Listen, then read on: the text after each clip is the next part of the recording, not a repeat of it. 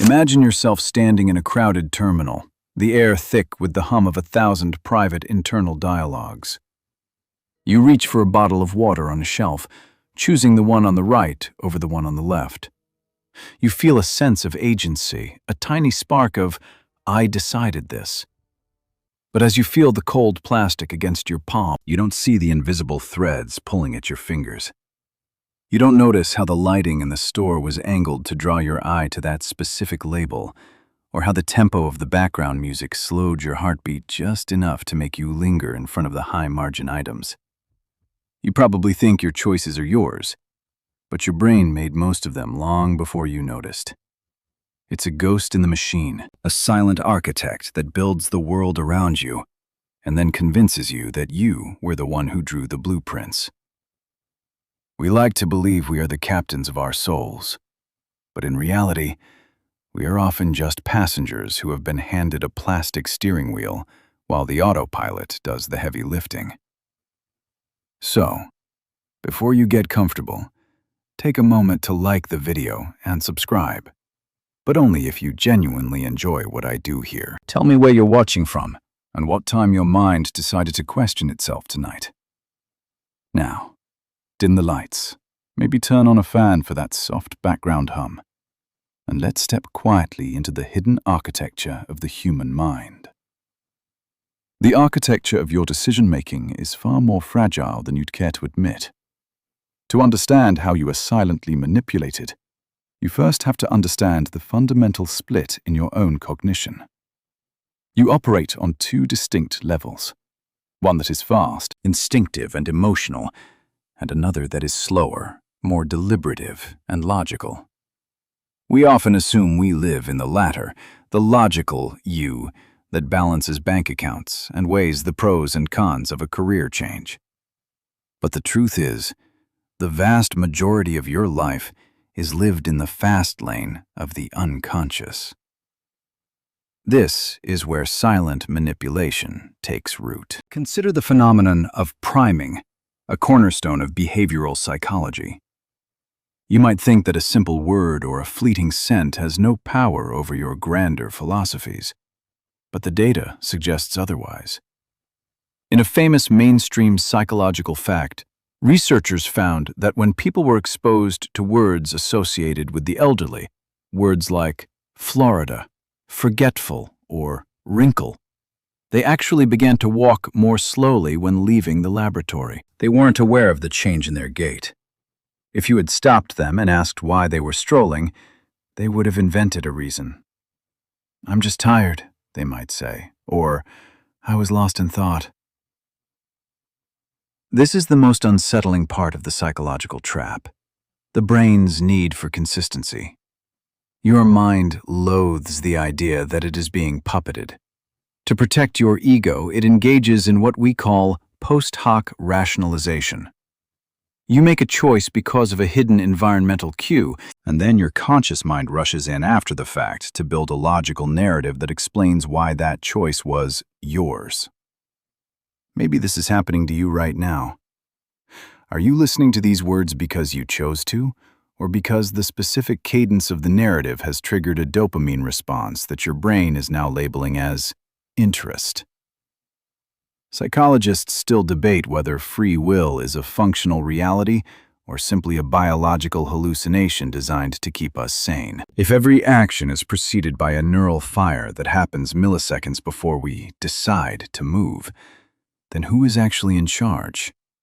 This gap, this tiny sliver of time between the brain's activation and your conscious awareness, is the playground of the silent manipulator. It is the space where marketing, social engineering, and even your own biases operate without ever needing your permission. Think about the physical space you occupy. Every room you enter is a set of instructions. The height of a chair, the color of the walls, the proximity of a door. These are all silent commands that your brain processes and obeys without a single conscious thought. In a high-end restaurant, the heavy weight of the cutlery isn't just a sign of quality. It's a psychological anchor. Research shows that people perceive food as being of higher quality and more expensive when eaten with heavier utensils. You aren't just paying for the ingredients. You're paying for the way the weight of a fork tricks your brain into assigning value. You walk out feeling satisfied with your choice to splurge, never realizing that the manipulation started the moment you picked up the silverware. This is the choice blindness that haunts our daily lives. We are often blind to the fact that we are blind. In experiments where participants are asked to choose between two faces they find attractive, and are then craftily handed the photo of the person they didn't choose, a startling number of people will proceed to explain in detail why they preferred the face in the photo they are holding. They don't notice the swap. Instead, they immediately manufacture a list of reasons. I liked her eyes. He looks kind. To justify a preference they never actually had. If we can be so easily fooled by a photograph, how easily are we steered in the more complex arenas of life? Your political leanings, your career ambitions, your choice of a life partner. How many of these were selected for you by the silent pressures of your upbringing, the framing of the media you consume, or the subtle nudges of your social circle? We move through the world like sleepwalkers who believe we are wide awake, navigating a landscape of hidden levers and invisible mirrors. The danger of silent manipulation isn't that it changes who you are, it's that it convinces you that the change was your idea. It's a quiet infiltration. It doesn't scream at you to buy or believe. It whispers into your subconscious until you find yourself standing at a destination you never intended to visit, wondering how you got there, and then, crucially, convinced that you meant to go there all along. As we pull back the curtain on this architecture, you might feel a sense of resistance. That's your ego trying to re-establish control. It wants to tell you that you are different, that you are the exception to the rule of cognitive bias. But that very resistance is a hallmark of the manipulated mind. The more certain you are of your own autonomy, the more vulnerable you are to the silent scripts running in the background. Because the most effective cage is the one you cannot see, and the most successful lie is the one you tell yourself about your own freedom. That false certainty you felt moments ago, the belief that you are the sole author of your movements, begins to erode further when you realize that your mind is not just a biological processor, but a social ledger. You move through your day believing your interactions are fluid and free, yet you are constantly stepping over invisible tripwires of obligation. Think about the last time someone did you a small, unasked-for favor. Perhaps a colleague brought you a coffee you didn't request, or a neighbor took out your trash bins while you were away. In that moment, did you feel a warm glow of gratitude, or was it shadowed by a faint, nagging itch of discomfort?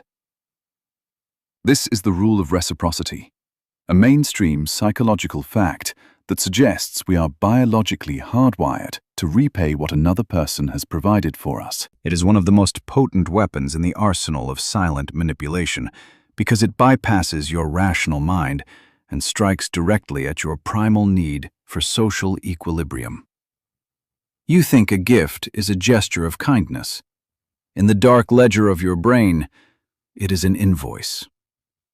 Consider a classic study involving a simple mint. In many restaurants, the server brings a small chocolate or a mint with the bill. Most diners view this as a pleasant, albeit minor, courtesy. However, researchers found that when a server provided a single mint, tips increased by about 3%. When 2 mints were provided, not just placed on the table, but given with a personal touch, like the server pausing and saying, "For you nice people, here's an extra mint," the tips didn't just double. They spiked by 14%. The diners weren't consciously rewarding the server for the monetary value of a 3-cent candy. They were responding to a deep-seated psychological pressure to balance the scales of a social debt they never asked to incur. This is the hidden behavior insight that most people overlook. The power of the favor is not in its value, but in its ability to strip you of your no. When someone gives you something, even something you don't want, it creates a psychological vacuum. Your brain is conditioned to find this state of owing intolerable. You become willing to agree to a much larger request later, simply to relieve yourself of the minor discomfort of being indebted. Maybe this is happening to you right now. Think of the free newsletters you subscribe to, the complimentary consultations you've attended, or the sample of perfume sprayed on your wrist at the mall. Each one is a silent anchor, hooking into your subconscious, ensuring that when the real ask comes, your resistance has already been softened by the weight of a dozen small, unasked-for debts. Psychologists still debate whether this impulse toward reciprocity is a noble evolutionary adaptation that allowed human tribes to survive through mutual aid, or if it is a sophisticated biological accounting system designed for social control. Regardless of its origin, the mechanism is exploited daily. The dark side of persuasion doesn't involve threats. It involves the gift. It's the strategy used by the Hare Krishnas in the 1970s, who would walk through airports handing out flowers to travelers. They didn't ask for money first. They gave the flower as a gift. Even if the traveler tried to return it, saying they didn't want it, the solicitor would insist, "It is our gift to you." Once the traveler had accepted the flower, the social debt was sealed. Only then would the solicitor ask for a donation. The traveler, now feeling the heavy, invisible chains of the unasked favor, was far more likely to hand over cash for a flower they intended to throw in the nearest trash can 5 minutes later. This manipulation works because it exploits your desire to see yourself as a good person. To reject the debt is to be a leech or an ingrate, labels that our social brains fear more than financial loss. You are manipulated not by the other person's strength, but by your own internal moral compass being recalibrated against your will. We live in a world of free samples and pro bono advice, unaware that these are often just the first links in a chain of compliance. The most unsettling realization is that these chains are often forged in silence. You don't have to say yes to the favor to be bound by it. The mere act of receiving, of allowing the coffee to be placed on your desk or the door to be held open, is enough to trigger the reflex. We are constantly being nudged toward decisions that feel like they are based on logic, but are actually attempts to escape the tension of social imbalance. Remember that false certainty from earlier? It's even more pronounced here. You tell yourself you bought the product because it was high quality, not because the salesperson gave you a free glass of water and spent 20 minutes listening to your stories.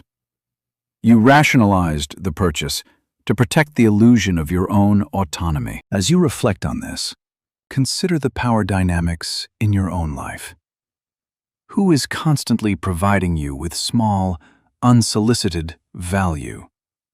Is it a friend, a brand, or a leader? The silent manipulator knows that if they can make you feel even slightly beholden to them, they no longer need to convince you with facts.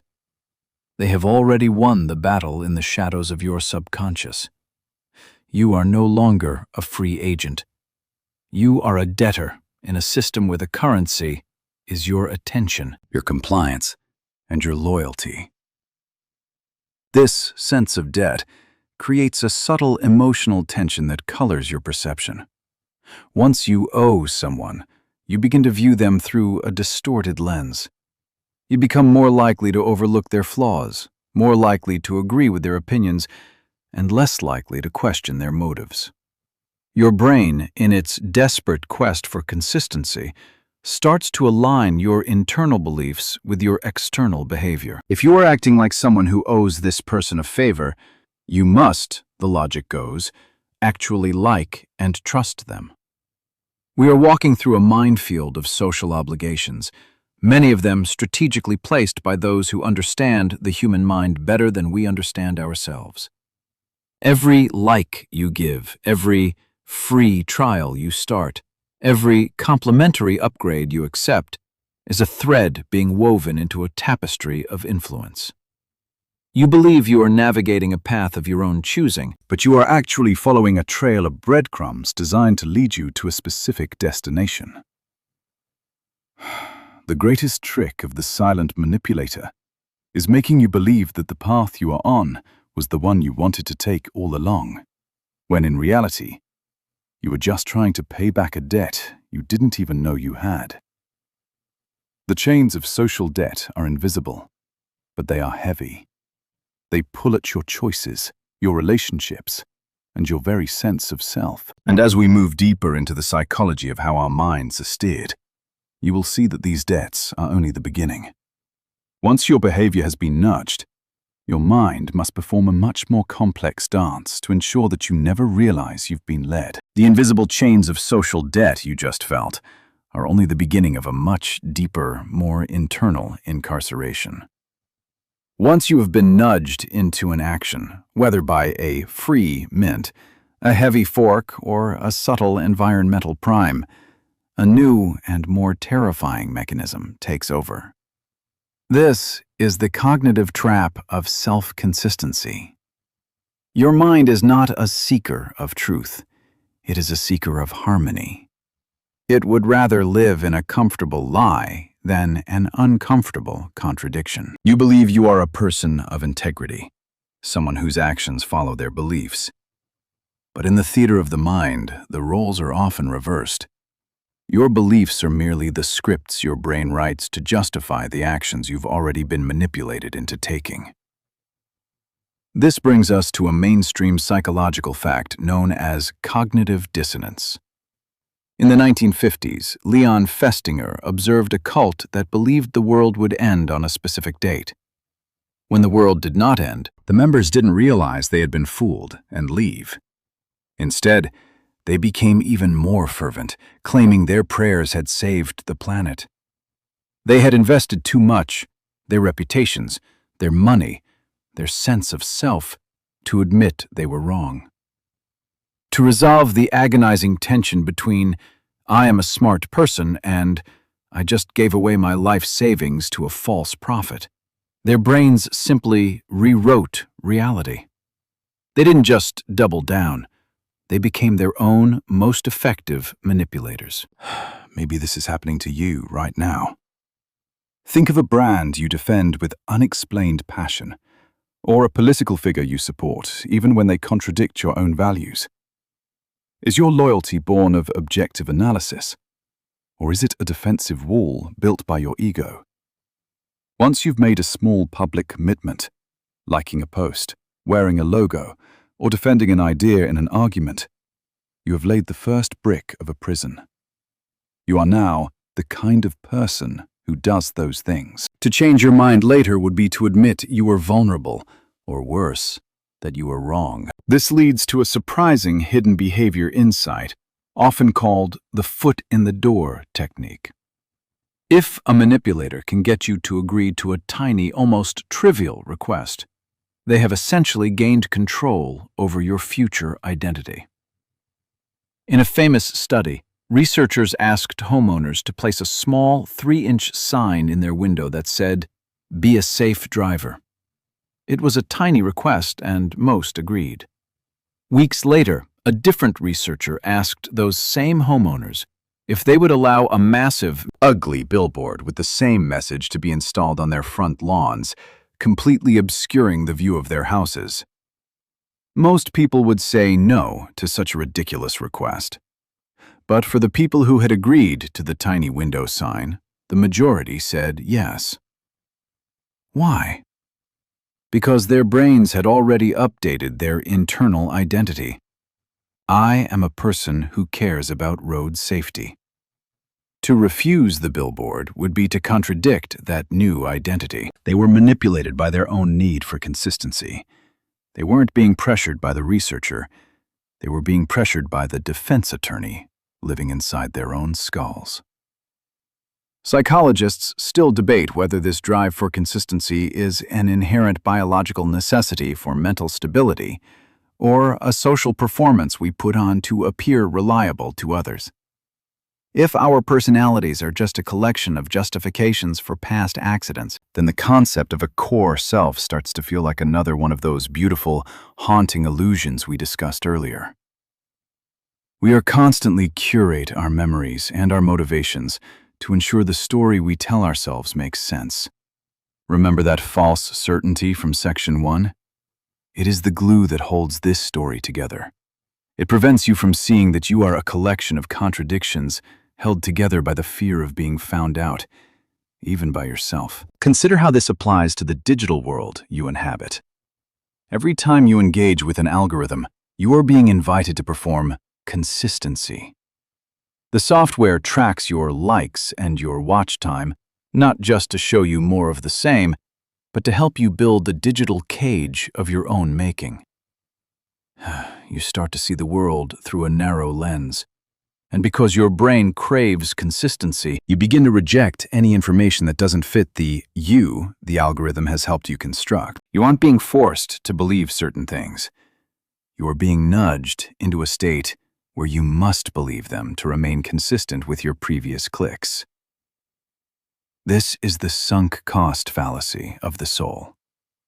You have spent so much time being this person that the cost of being anyone else is too high. The silent manipulator doesn't need to change your mind. They only need to get you to move your feet. Once you've taken the step, your brain will do the rest of the work for them. It will invent the reasons, it will ignore the red flags, and it will guard the door of your perception against any intruders who might suggest you've been misled. Think back to the heavy cutlery and the server with the mints. Those were external hooks. But the cognitive trap of self-consistency is the internal winch that pulls you in. When you spend more money at that restaurant because the fork felt expensive, you don't walk out thinking you were tricked. You walk out thinking, I have excellent taste, and I appreciate the finer things in life. The manipulation is complete because it has been internalized. You have become the architect of your own deception. We often talk about brainwashing as something done to people in dark rooms by shadowy figures. But the most effective brainwashing is the kind you do to yourself every morning in the mirror. It is the quiet process of smoothing over the cracks in your logic, of burying the moments where you were weak or gullible, and of polishing the statue of the person you want to be. The silent manipulator simply provides the polish. They give you the labels and the excuses you need to feel good about the choices they've already made for you. This creates a subtle emotional tension that we rarely acknowledge. Deep down, in the basement of your subconscious, there is a part of you that knows something is wrong. There's a part of you that remembers the swiped photo from the choice blindness experiment, or the unasked-for favor that triggered your compliance. But that part of you is kept in the dark, silenced by the loud, confident voice of the ego that insists everything is under control. The mind is a master of camouflage. It can take a manipulated impulse and dress it up in the robes of conviction. It can take a forced choice and label it freedom. And as you sit here, listening to these words, you might be wondering which of your own deeply held beliefs are actually yours, and which are just the debris of past manipulations you've been forced to justify. That very uncertainty is the first crack in the wall. But be careful. The brain does not like cracks. It will move quickly to fill them with the cement of rationalization, trying to bring you back into the warm, safe, and entirely artificial embrace of consistency. Your brain is a master at filling in the blanks, but it can only work with the light it's given. Even as you struggle to remain consistent with your past actions, the very reality you are trying to be consistent with is being shaped by forces outside your control. You assume that information is a neutral substance, like water, that takes the shape of whatever container you pour it into. You believe that if someone presents you with a choice, You are looking at the objective facts of the matter. But the truth is far more unsettling. The vessel doesn't just hold the information, it transforms it. This is the subtle weaponry of mental framing, where the way a question is asked dictates the answer you are destined to give. Consider a mainstream psychological fact that fundamentally changed how we understand human decision-making: the framing effect. In a classic study, participants were asked to choose between two treatments for 600 people affected by a deadly disease. When the choice was framed in terms of lives saved, treatment A will save 200 people. The vast majority chose the sure thing. But when the exact same statistical outcome was framed in terms of lives lost, treatment B will result in 400 people dying, the preferences flipped. The math was identical, but the human mind is not a calculator. It is an emotional resonator. You don't react to the reality. You react to the frame. You are biologically programmed to flee from loss and gravitate toward gain, even when they are two sides of the very same coin. Maybe this is happening to you right now. As you listen to these words, are you focusing on the knowledge you are gaining, or the comfort you are losing as your illusions of autonomy begin to dissolve? The silent manipulator knows that they don't need to change the facts to change your mind. They only need to shift the border of the frame. If a salesperson tells you a product is 90% fat-free, you feel a sense of health and virtue. If they told you it contained 10% fat, you would feel a flicker of hesitation. The reality hasn't changed, but your internal emotional response has been hijacked by a single word. This leads us to a surprising hidden behavior insight known as the decoy effect. Imagine you are at a cinema, looking at two options for popcorn, a small for $3 and a large for $7.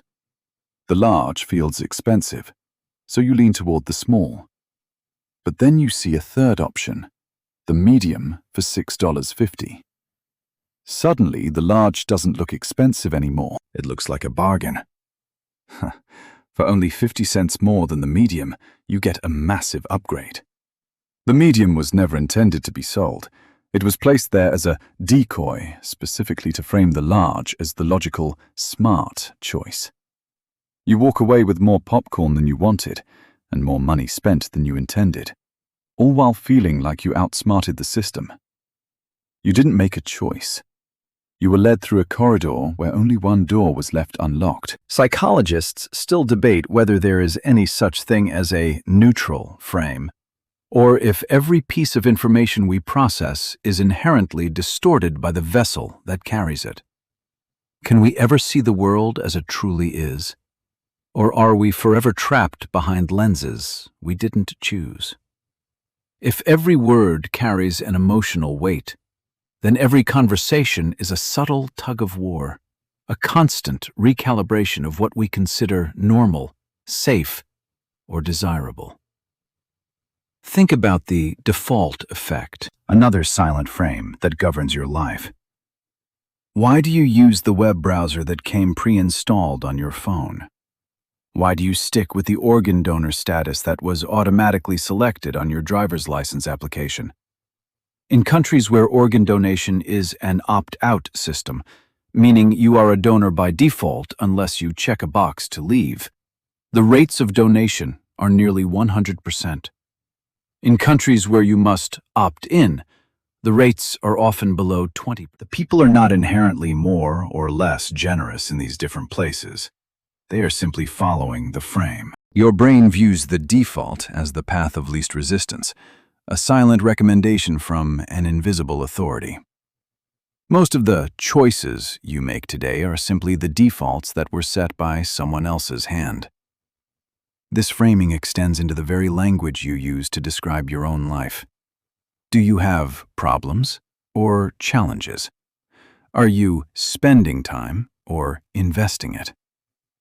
Remember that false certainty from earlier, the one that told you that you were in the driver's seat. That driver is navigating by a map where the landmarks have been renamed and the distances have been skewed. The silent manipulator doesn't need to block your path. They just need to change the labels on the signs. They use loss aversion to make you stay in a miserable job because you fear losing security, even when the frame of growth suggests you have everything to gain by leaving. They use anchoring to make a $1,000 phone seem reasonable by first showing you a $2,000 model. The frame is the border of your reality. Anything outside the frame effectively does not exist to your conscious mind. If a news cycle focuses on one specific fear, that fear becomes the anchor for your entire worldview, regardless of the actual statistical likelihood of that fear coming to pass. You aren't being told what to think. You are being told what to think about. By controlling the focus, the manipulator controls the conclusion. It is a quiet, velvet-gloved form of persuasion that leaves no fingerprints, because it operates on the very light that enters your eyes.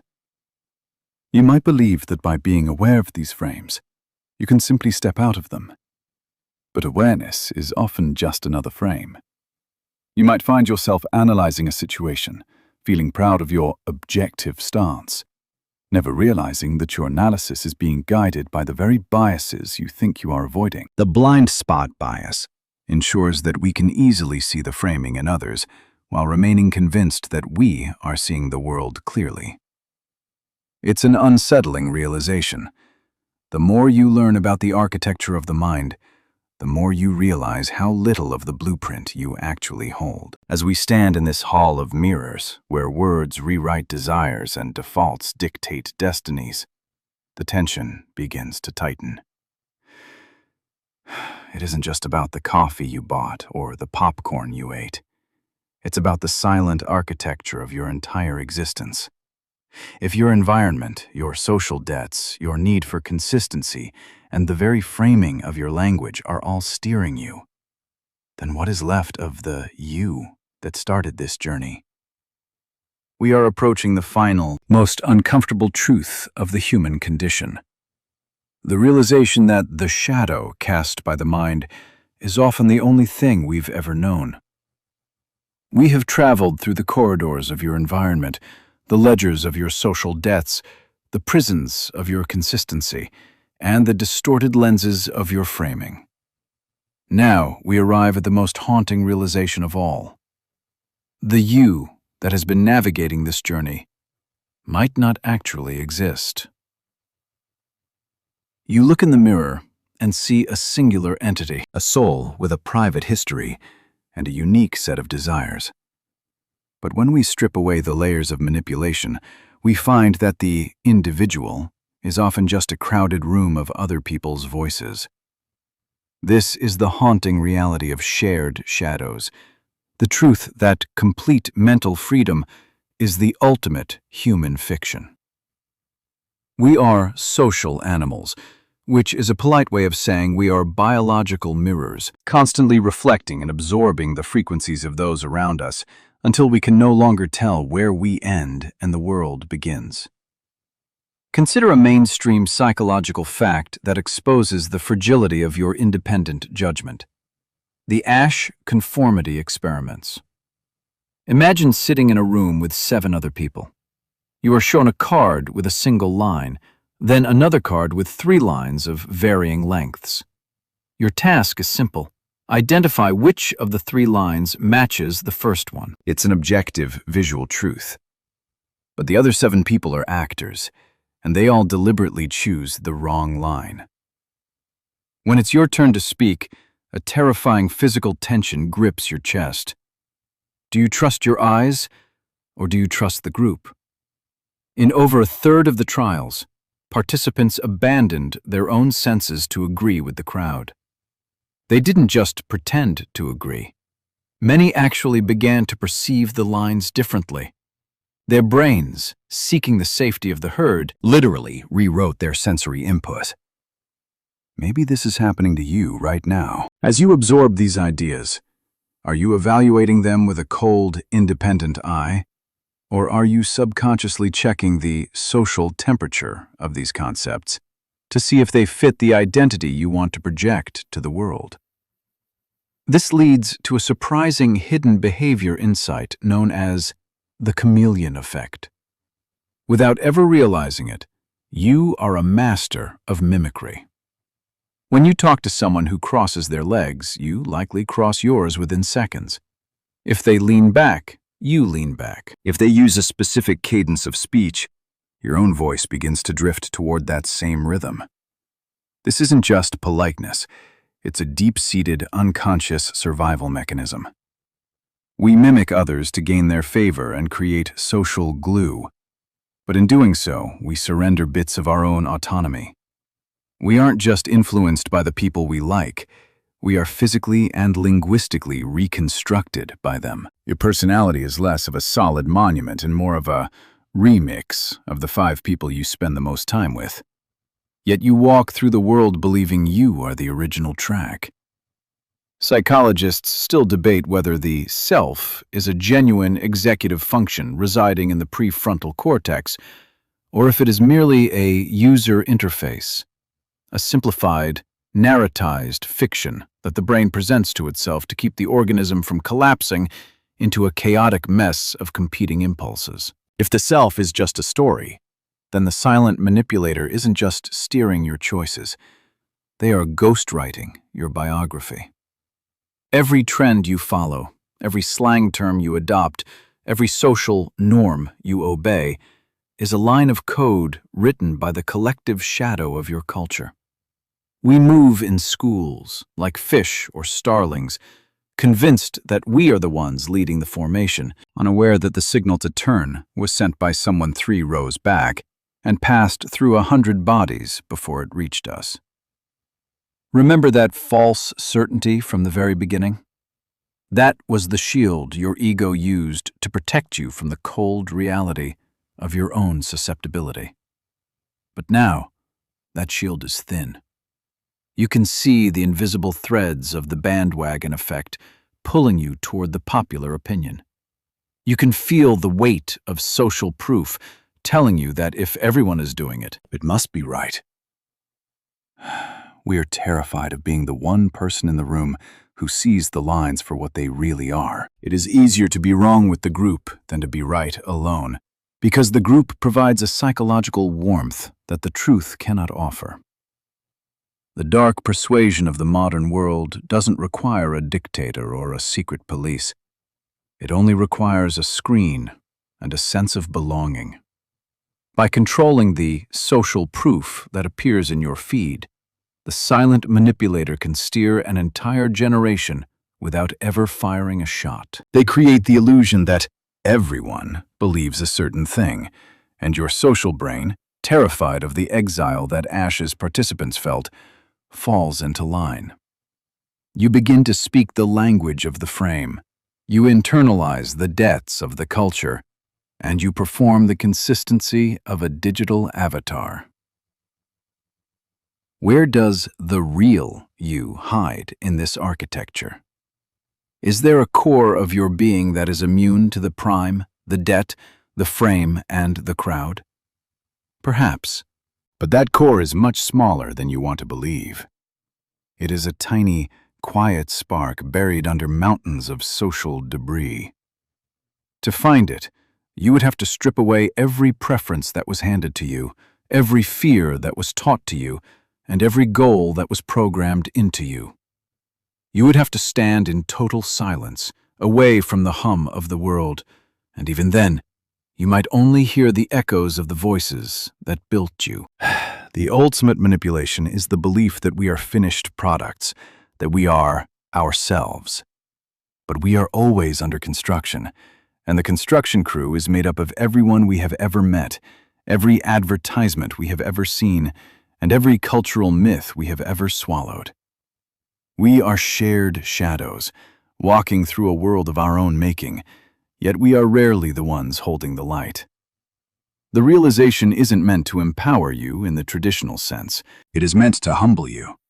It is meant to make you look at your next choice, not with the arrogance of a king, but with the curiosity of a scientist observing a strange and beautiful specimen under a microscope. Because the moment you admit you are being manipulated is the only moment you can ever truly begin to see the strings. The air in the room feels different now, doesn't it?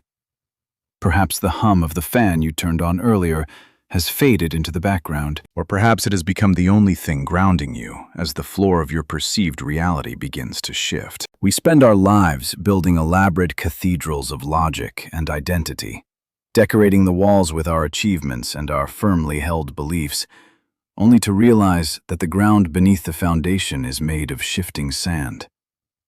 The mind, in its infinite complexity and its desperate need for safety, has woven a tapestry of illusions so fine and so tight that we often mistake the threads for our own skin. It is a quiet, persistent labor, this construction of the self, and it is done with a devotion that borders on the sacred.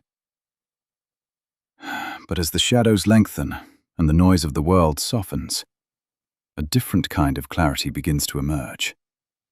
It is a heavy, velvet-like stillness that comes when you stop fighting the realization that you are not the sole master of your house. There is a strange, haunting peace in surrendering the burden of total control. If you are a collection of influences, a mirror of your environment, and a debtor to your social world, then you are also deeply, inextricably connected to the vast tapestry of human experience. You are never truly alone, even in your manipulations, because the shadows you carry are the same shadows carried by every soul that has ever dared to think itself free. The mind is not always your ally. It is a storyteller, a weaver of masks, and a guardian of secrets you aren't yet ready to hear. Sometimes, the greatest illusion is believing you were ever fully in control. As you step back into the world, carry this silence with you. Let it be a reminder that beneath the noise of your desires and the certainty of your choices, there is a quiet architecture at work, moving the pieces and drawing the lines in the dark. Sleep now, or move forward into the light, but do so with the knowledge that the mirror is always watching, and the script is always being rewritten, just out of sight.